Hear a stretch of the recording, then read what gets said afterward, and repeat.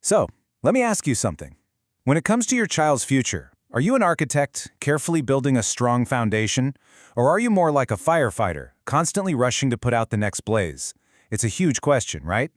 Today we're going to dig into two totally different approaches to child development, straight from our source material, to help you figure that out. Yeah, seriously, take a moment and think about it. Is your default mode reacting to problems after they happen? Or are you, getting ahead of the curve, proactively building the skills and strengths they're going to need down the road? That difference, that's everything. And it's exactly what we're breaking down in this explainer.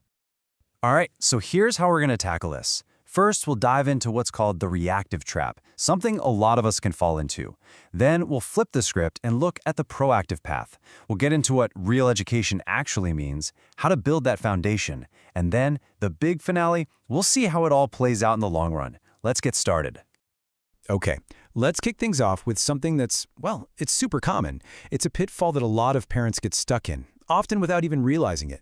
The source material has a great name for it, the reactive trap. So what is this reactive trap? Well, think of it as living in permanent damage control mode. You're constantly dealing with stress, fixing issues, and solving problems, but only after they've already popped up. It's this exhausting cycle of crisis management, and it can really make you feel like you're always just playing catch-up. Okay, so if that's the trap, what's the escape route? What's the alternative to that exhausting cycle? Let's talk about the other side of the coin. It's called the proactive path, and it's a completely different way of looking at things. And this image from our source material, wow, it just lays it all out, doesn't it? On one side, you've got that reactive path we just talked about. See how it leads to things like counseling and just trying to fix problems like stress after the fact. But then, look at the other side. The proactive path is all about behavioral development. It's about building up things like confidence before a crisis ever hits. The goal is to make those interventions unnecessary to begin with. Huge difference. Let's break this down even more. This chart really gets to the heart of it. Look at the focus. The reactive trap is all about fixing a problem after it starts. But the proactive path, it's about building the foundation before it's even needed. And the methods couldn't be more different. One is crisis management and counseling. The other, from the organization Yancha, is all about behavioral development and soft skills. And the results, they speak for themselves. You've got constant firefighting on one side, and on the other, resilience, potential, and mastery. Okay, so we keep talking about building a foundation, but what does that actually mean? What are the building blocks we're talking about here? Well, according to our source, it all comes down to something they call a real education. And this quote really nails it. At Yancha, our focus is on the real education. See, it's not about fixing what's broken. It's about building those internal strengths, those core skills that are going to help a kid thrive no matter what path they end up choosing for themselves. So what's inside this real education? It's all about fostering these core mindsets. Things like self-awareness, so they really get who they are. Ambition, so they have goals that actually mean something to them. And capability, that deep down belief that they can actually do it.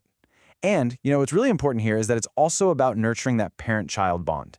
It's about growing together on this whole journey. Okay, this all sounds great in theory, but how does it actually work? Let's take a look at the nuts and bolts of how this foundation gets built. Right, and this is key. It is not a one-size-fits-all cookie-cutter program. The source talks about hyper-personalized programs and structured interventions. Basically, everything is tailored to what your specific child needs, helping them build those mindsets in a way that actually clicks for them. And just to be clear, this isn't some quick fix or a weekend workshop. We're talking about a long-term journey. The support is age-appropriate, starting as young as 4 and going all the way up to 21.